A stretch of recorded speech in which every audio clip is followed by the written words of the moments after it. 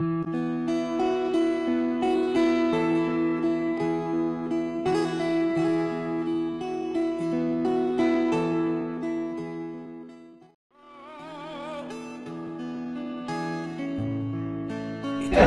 Kitty, pwede pong manghingi ng kaunting speech lang para po sa mga kababayan natin. So, yun sa mga kababayan ko, yun nga, patuloy lang yung pagdasal natin. Huwag natin kalimutan kumain at matulog. Magpahinga tayo, tapos wag na natin silang patulan. Doon na tayo babawi sa eleksyon.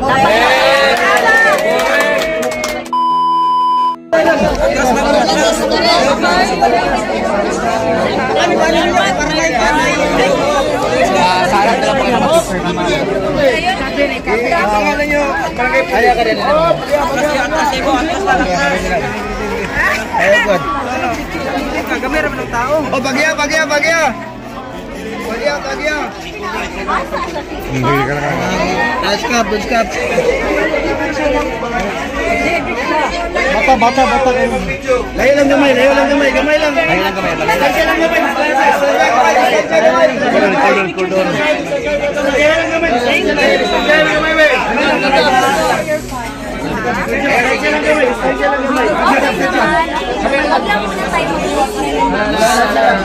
No light. we are praying for the we will not stop. Wag lang wala na hangin, okay lang ako. Ana ako sa kanya.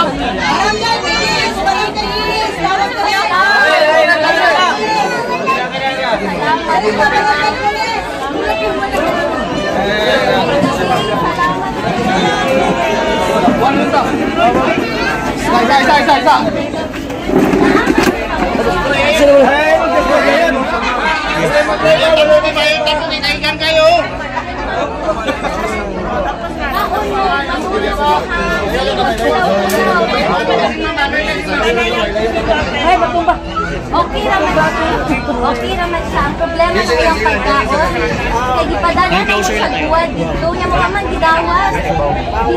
Di man siya nagkakaon. O ka nang binisaya. Ang biyahan. Wala yung mag-live ba? Wala tayo live. Hindi baya siya mukhaon ng pagkaon. Oo lang ang problema. Pero iyang medisina nahatag naman tanan. So okay na siya. Taga-TV lang man daw dito. Wala pa may kabalo. Depende na sa legal counsel. Pero sige lang ako lang pa. Ayaw mong undang ha.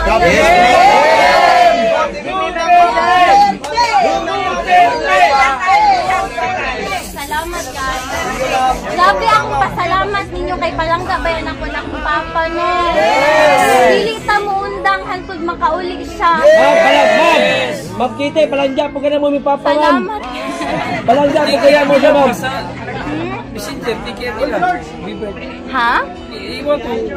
Da private mong good ako sir. Baka basig dito ako mga fan page ana ra to. Oo.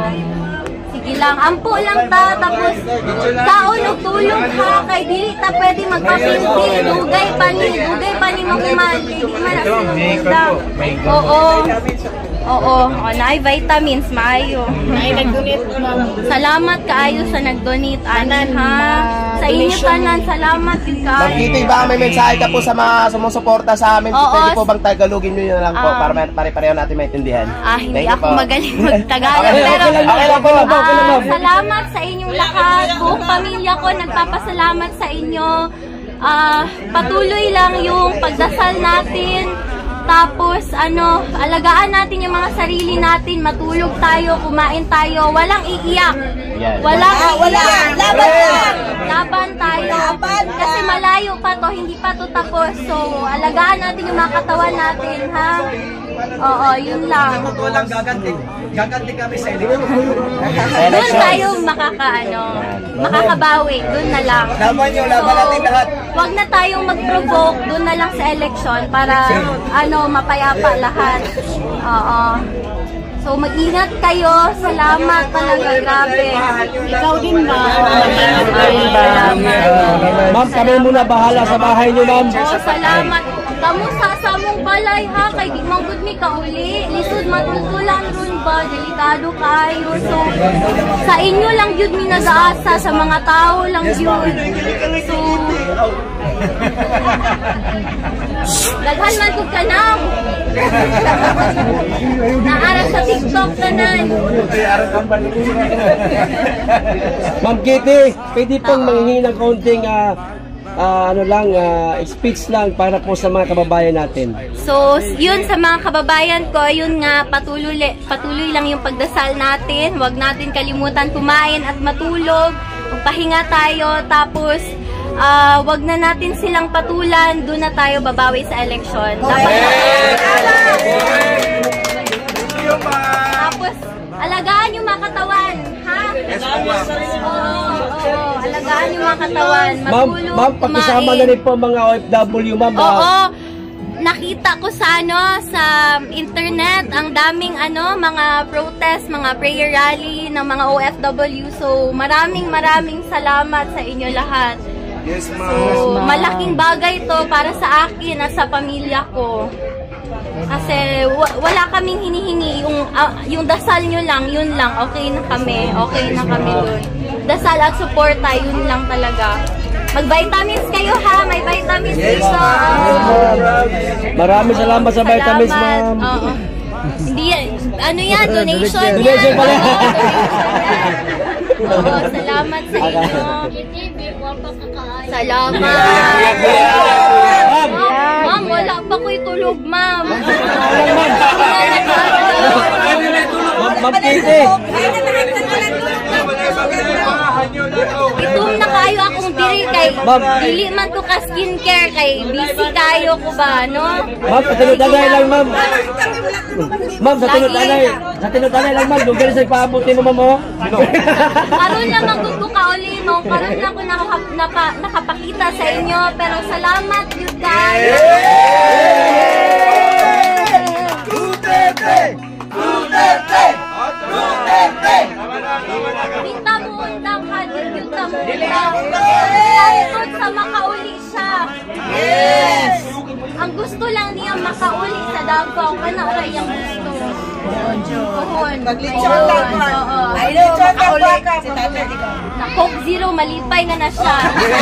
Kasi walay lechon, oo. Pero gipalitan naman yun sa sakong ate. O Coke Zero dito. Ang problema ato niya, abusado man mag Coke Zero. Nabayan ng artificial na chemical, di ba? Sabi sa kaadlaw, kapila mag Coke Zero. Dili na po Kitty, sa hindi na po ba mayo. kayo babalik doon sa dahig sa Netherlands? Dili pa ko ingon karon sir, pero sige lang, makita lang ninyo. So, sige lang, lang ta. Sa subaybay lang ta sa mga balita. Tapos, dapat alert ta, pirmi, kabalo ta sa unsay panghitabo sa atong surrounding. So, kato lang gyud, ampo lang gyud ta, and dili ta muundang. Salamat kayo, salamat. Salamat.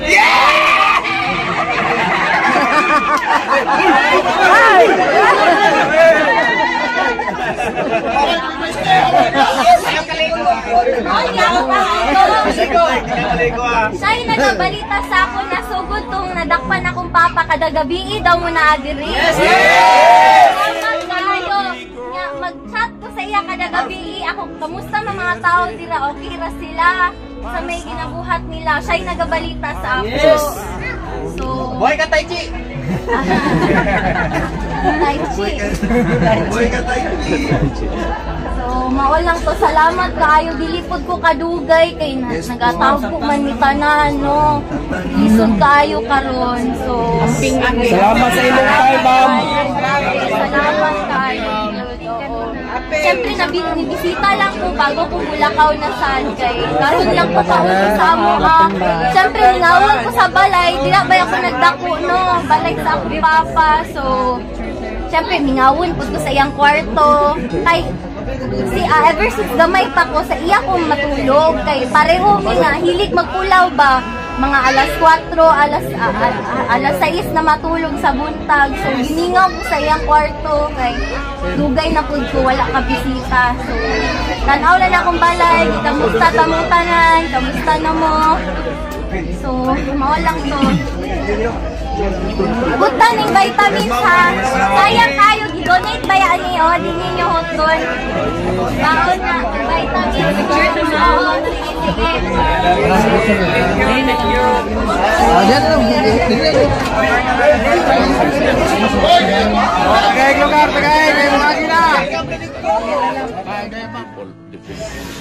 Alright, good evening.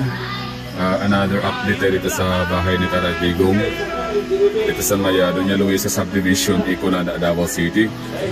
So, today is, I think nasa 11 day na tayo, or day 11, no? Mula nung nag-escalate yung balita na magkakaroon ng search warrant dito sa lahat ng mga bahay ni Tatay Digong, or lahat ng mga bahay ng mga Duterte dito sa Davao City. So, applied siya ang search warrant for all Duterte's houses, like kay Tatay Digong, Mayor Basti Duterte, Kung Pulong, VP Sara, at kung sino-sino pang mga Duterte family sa Davao na may bahay dito. So, siyang i-raid, no?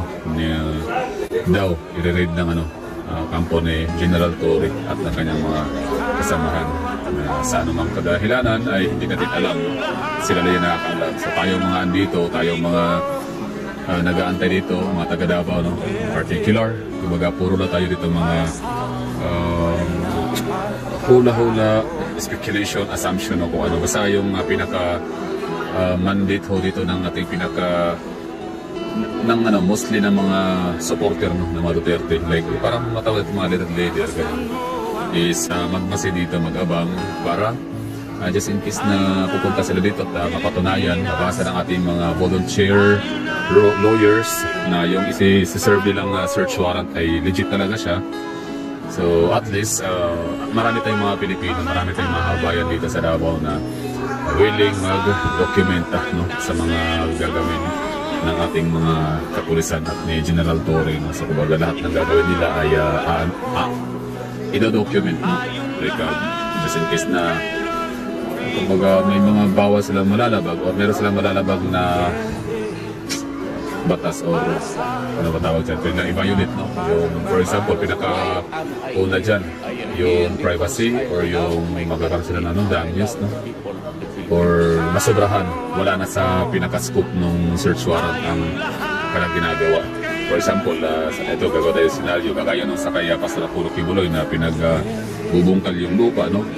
Sisira yung mga gusali, establishment, o ano mga parte ng kanang kingdom.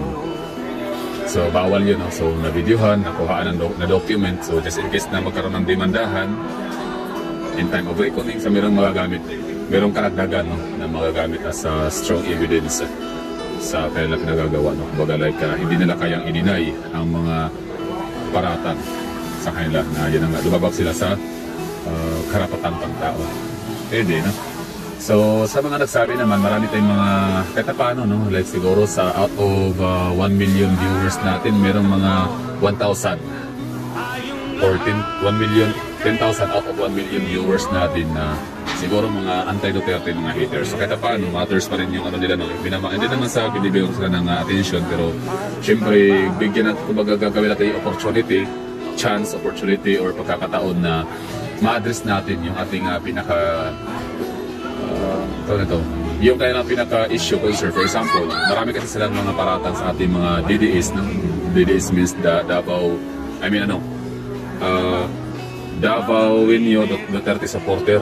Tapos syempre naging kumalat na yung pagiging DDS hindi lang sa Davao City, maging sa Visayas, Luzon, in buong mundo. So marami na rin mga DDS. So ibig sabihin, hindi na matatawag na Davao Wenyo Duterte supporter, kundi Duterte diehard supporter na siya. At hindi lang mga Pilipino, no, maging mga foreigner, mga banyaga. Kita niyo naman kahit basahin niyo dyan sa aking video, no, na umabot ng 1 million views mahigit. Talagang marami tayong mga Malaysian brothers, mga American brothers, mga European, marami mga foreigners na nagpapahayag ng kanilang suporta sa presidente ng dating Pangulo ng Pilipinas na si Tatay Digong, na kumbaga isa sa sila mga testimony, na testify, nag-attest, no, kung gaano talaga ka-sincere itong si dating Pangulong Rodrigo Roa Duterte in terms of policies na kanyang pinapatupad, no? Hindi siya para sa kanyang sarili, sa kanyang pamilya, kundi para sa buong bayan for the next and future generations na kahit paano mapaayos na lang ang bayan. kasi nga mayroong batas na in-implement at kinatatakutan ng mga halatang kaluluwa. Anyway, so going back dito sa mga paratang ng mga natin ng mga hater ng mga Duterte. So sabi nila bayad daw, ng unang paratang bayad daw ang mga andito. 500 na per head, sana all, no? Kung 500 per head per night, aba, malaki na kinita ng ano, no? Ako, for example na lang, nakailang araw na ako dito, like 11 days, so magkano yan? 5,500 na yata, malaking pera na rin yan, ano? Kaya paano? Pero wala, hindi tayo bayad. And pangalawa, ano daw, fake news daw yung sinabing, ano, merong, tawag nito, search warrant, pero para sa akin, ngayon pa ba tayo maniniwala sa mga statement nila na ang dami mga beses nilang ano, pinapakita yung kailang inconsistency, di ba? Like napaka-inconsistent sa mga statement nila na wala daw, yan pala meron, sabi nila meron, yan pala wala. So ang dami mga kasinungalingan na nanggaling sa kailang mga bunganga. So ngayon pa ba tayo magpapauto, di ba? Nabudol na tayo once in our life, pero ngayon hindi na yata. Kailangan natin maging vigilant, maging alert, and at the same time huwag pa-kumpiyansa, di ba? So kung fake news, okay na naman, wala problema.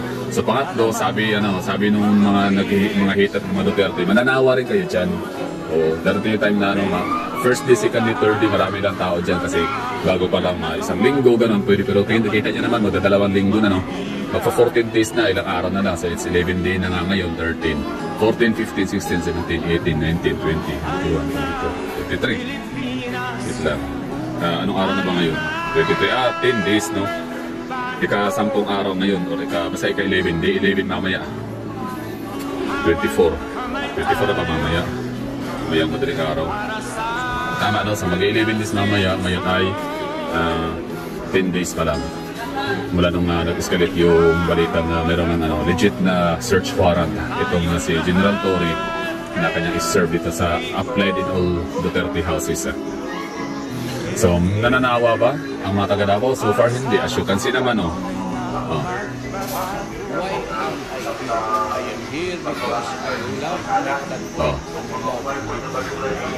Kita nyo naman, di ba? Ang dami pa rin tao up to this day. Time check ko tayo, it's 11:09 ng gabi, March 23. Pero kita nyo mga tao dito, andito pa rin, As basta ako dito ko sa inyo, we're 2 million strong Davaoeño people. So, hindi kami manawa dito, sanitan kami dito mag-vigil. We have 100 plus barangays dito, no? So, ibig sabihin, every night, 2-3 barangay pupunta dito. Mag-volunteer, mag-vigil, di ba? So, paano mananawa yan? So, kung sabihin nyo, sige, pang-apat, sabi niya, so, paano yan? Forever kanyo niya kasi fake news. Hindi nga totoo yung, yung mga kumakalat na chismis na, or mga balita, na mayroong search warrant, na applied for all Duterte houses. So, maligas kayo dyan habang buhay kayo magbabantay. So, para sa akin, okay lang. Walang problema kasi by May 2095, May 2020, ngayong Mayo, tapos yung, tapos na yung gagawing tapos yung gagawing search warrant siguro nila. Kita paano? Kasi ang mga speculations kasi ng mga tao, mga supporter in particular ng Tatay Digong na kaya daw sila magsi-search kasi daw ay merong planong magtanim, magplanting ng mga kahit anong mga anything, no, na pwedeng ikakasira sa pamilya Duterte, and it's bound for disqualification case, no. For example, ito si Tatay Digong ngayon, hindi pa naman kasi siya convicted na criminal, no, doon sa ICC court kasi ano nga siya, like September pa yung panibagong hearing. I mean, sa sunod na hearing, no? So that's 10 September. So napakatagal. So hindi siya madi-disqualify, hindi siya bound for disqualification. For example, si Franz Castro nga, convicted child abuser na siya, no, kidnapper, parang ganun. Sa child siya, convicted na siya. So hindi pa rin siya natanggal sa Comelec. Ibig sabihin, andyan pa rin siya nakaupo, tinawag honorable, kahit pa siya ay kriminal. Napatunayan, convicted niya. Pangalawa, tumatanggap pa siya ng sahod. Pangatlo, yan, tumakbo pa ng senador. Hindi sana all. So, si Tatay Digong pa kaya na hindi pa siya convicted. So, still, pwede pa rin siyang ihalal at pwede pa rin siyang manalo as a mayor. So, that's why nahanap siguro sila. That's why sabi ng mga tao na yun daw talaga pinaka-purpose, pinaka-punto na gagawa siya ng paraan na matamnan o maplantingan ng ini-evidences or anythings na pwede ikakasira ni Tatay Digong. So, pwede siya kasuhan at ma-disqualified as mayor. So, I should say, sure win na si Carlo Nograles, which is puppet or pet or yun, alalay, no, ng Marcos and Romualdez. Itong si Carlo Nograles.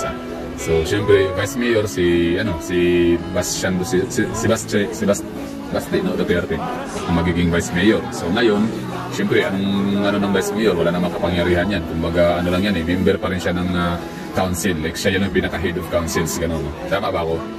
Mayor, tapos head of council yung si Vice Mayor. Tsaka yung parang spare tire, pero siya spare tire, mas marami din siyang ginagawa ng trabaho sa lungsod. Pero hindi na siya ganun like powerful. Iba talaga kapag mayor. So that time ang mayor ay si Nograles, vice mayor si Basti. So ang mangyari dyan, gagayahin na rin yung ginagawa na kay VP Sara. Diba? Na kumbaga kinukuha na rin yung opportunity, pagkakataon na limited na yung power, limited yung resources ng mga vice president at vice mayor. So talagang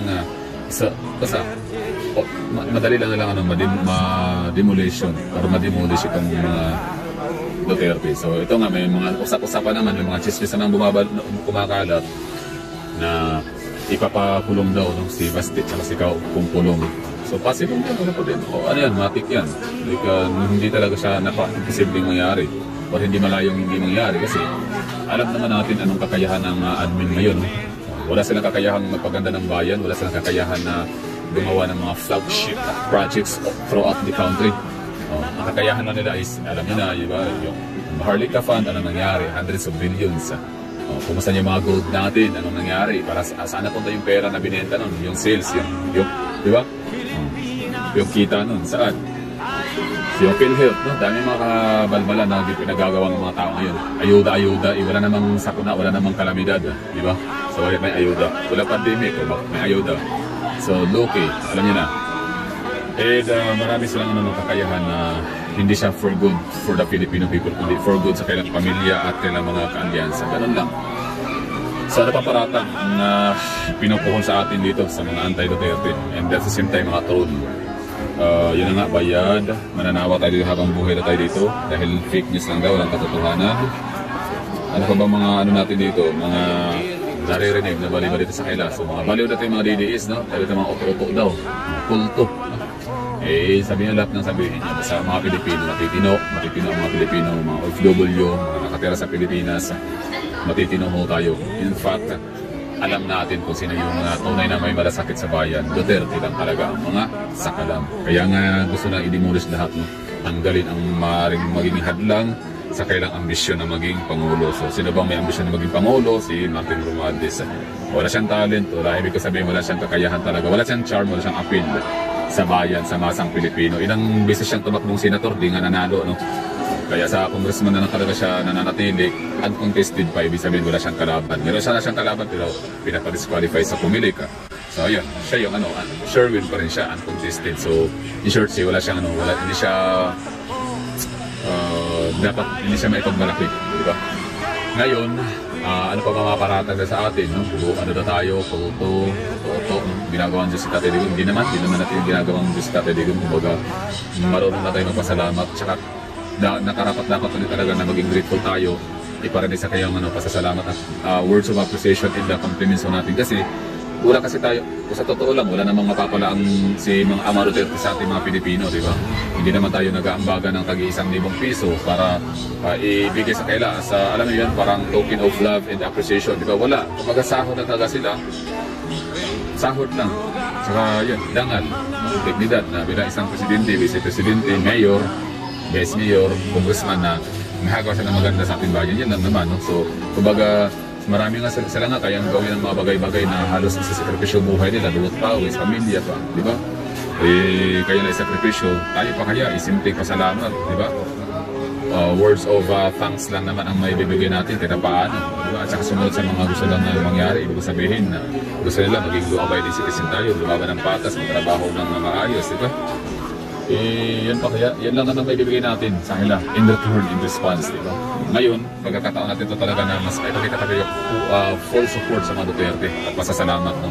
Not by saying thank you, kundi ito talaga, action speaks louder than word, no? So okay naman marinig lang na thank you tayo, papasalamat, pero hindi lang doon nagtatapos lahat. So ito, pagkakataon na ito na talagang agrabyado ang mga Duterte family. Kaya andito tayo na willing mag-sacrifice din, no, ng ating konting oras. Hindi naman tayo lagi, no? Like once a week lang tayo pwede pumunta dito mga taga Davao, Salitan. So ito naman, sabi nga nila, Together we stand, divided we fall.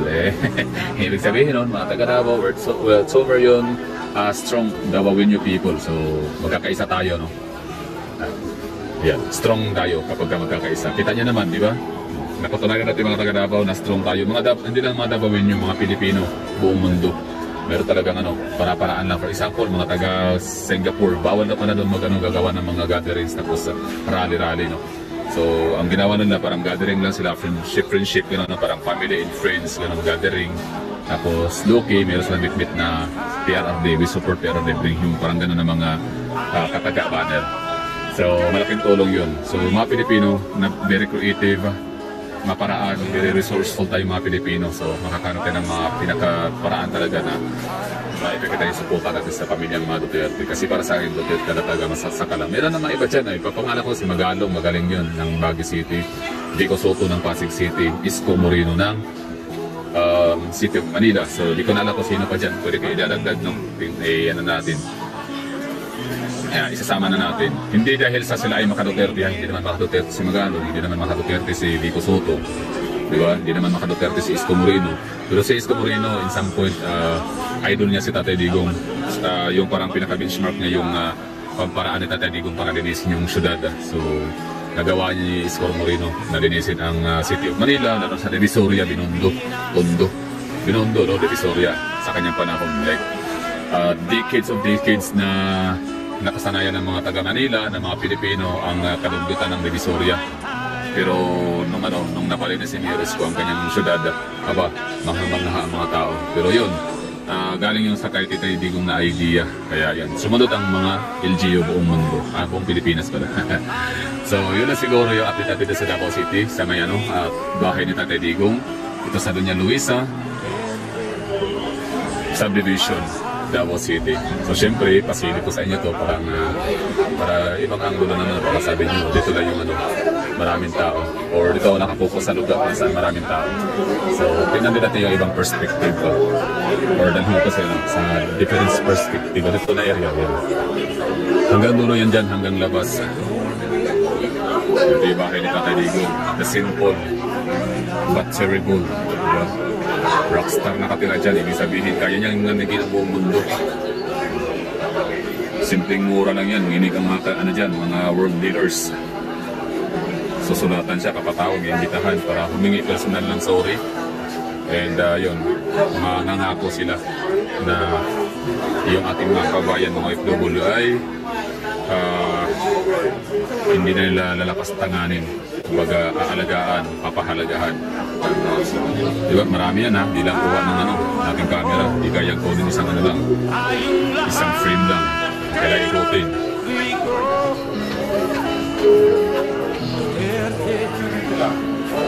Yun lang siguro maraming thank you sa nanonood dyan. Ito yung ating pinaka-latest update. March 23, 2025. Time check mga alas 12.